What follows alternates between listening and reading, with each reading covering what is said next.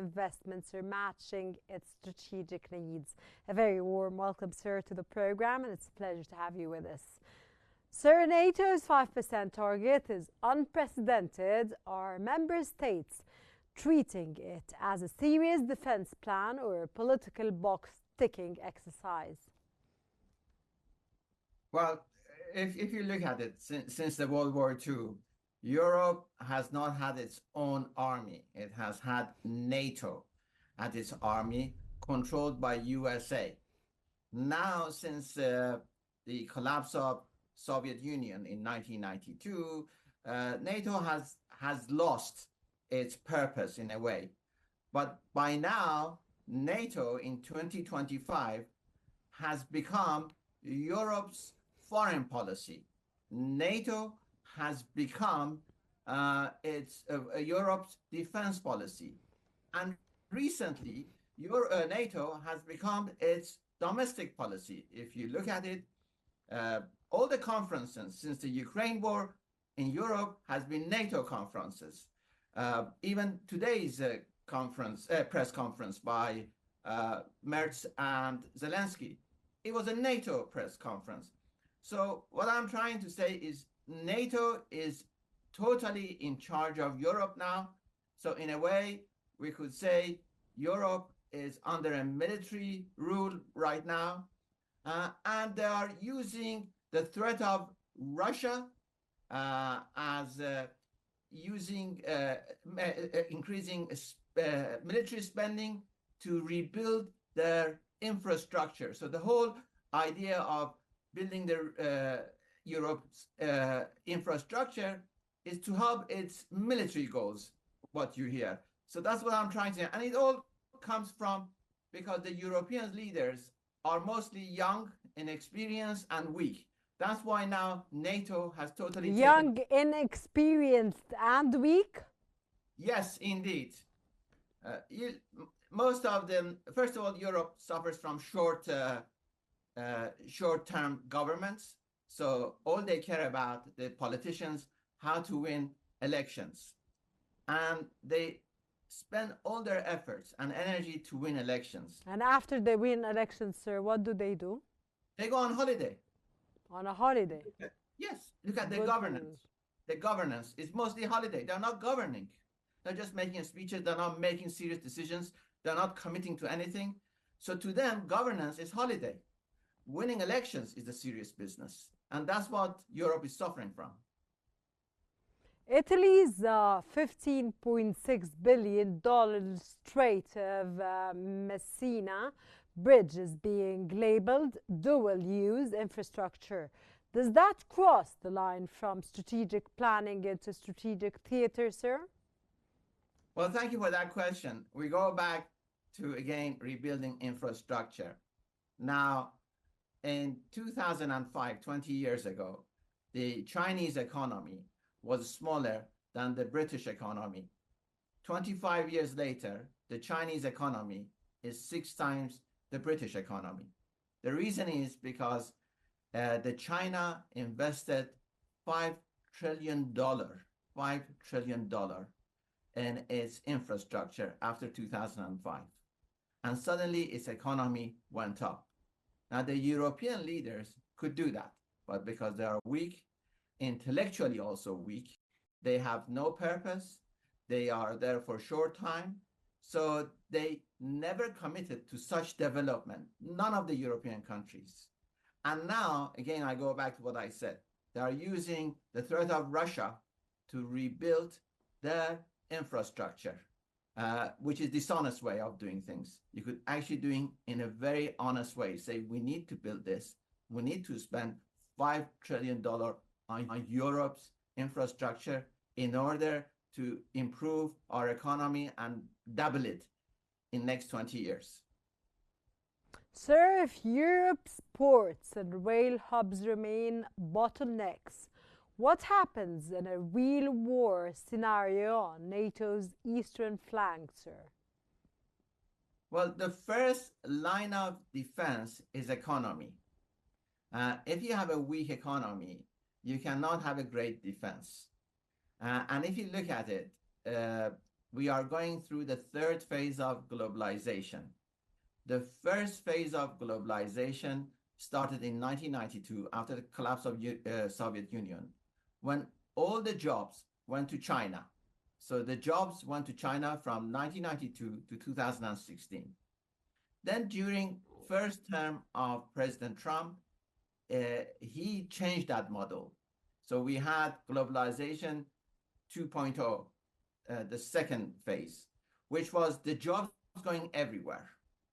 Then there was 4 years gap, and now in 2025, we are at globalization 3.0, the third phase, where all the jobs are going to USA. For example, Germany car makers. It is cheaper for them to manufacture cars in America because it's cheaper energy, less regulation, friendly business environment, less labor laws regulation, and there is no tariff if they want to re-export to Europe. And also there is no tariff while they are producing in US. So if you are a German car manufacturer, not only you would have access to a large market in USA by shifting your manufacturing from Germany to USA, and you would have cheaper energy, friendly environment, more investment, 17 trillion of investment going into USA, so they want part of that money. So you would think, I want to shift our manufacturing to US, and then we get to a stage where in a couple of years, it is cheaper for the German production to be produced in US and re-exporting to Europe. The point I'm trying to make, never mind the roads, never mind the ports, unless the Europe readjust its business model, then there is grave and very difficult times ahead of them economically and socially. Sir, throughout our lives and history, we all know that, of course, Germany or German cars made in Germany were the best cars all over the world. Am I right or am I wrong? Today, of course, China took over in a way, but it's still a Chinese car. It's not a German car, which we're discussing, of course, different type of cars. How do you read this, and why is this happening today? Chinese cars are much cheaper than German cars, but now you're mentioning a total different geodynamic, which we were discussing with our first guest politically, which is Germany is now manufacturing cars in the United States of America. So everything literally is changing. Everything is changing. Then again, it comes to weak leadership and having no plan. And the Europeans, for the last 17 years, since 2008 financial crash, they've had weak leadership, one after another, with no plan. And you could see that even in terms of geopolitics. The disastrous 2011 Libya, 2014 in Syria and ISIS, 2015 the Iran nuclear deal, 2016 Brexit, 2017 you had the Chinese 5G infiltration in entire Europe. And you could just work it out right to now. We have the Ukraine war. So the weak leadership in Europe, not only it's got its economies wrong, but it has its geopolitics wrong. Got your point. Sir, should NATO impose a strict definition of what counts as defense infrastructure, and who should enforce it?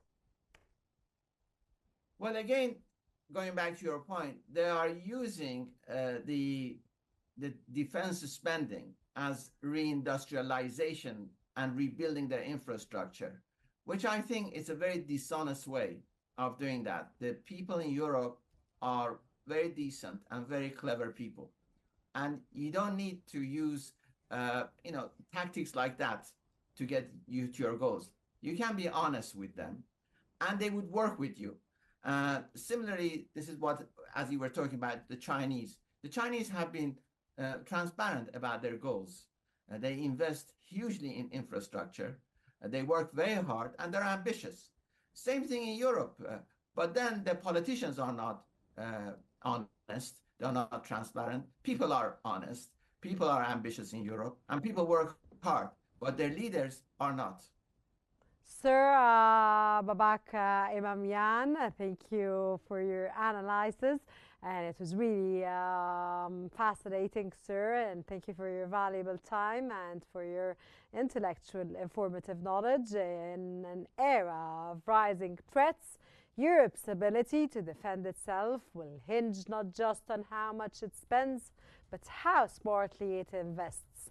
From diplomatic brinkmanship in Alaska to the steel and concrete of Europe's supply lines, the message is clear. Peace talks without preparation are as dangerous as armies without mobility. Europe's next decade will demand both political clarity and military capability, and failing on either front could leave the continent dangerously exposed. This was In Focus. I'm Rana Al-Qassas, and I thank you very much for watching. Coming up next is our news bulletin. Stay tuned and don't go away. Thank you very much for watching.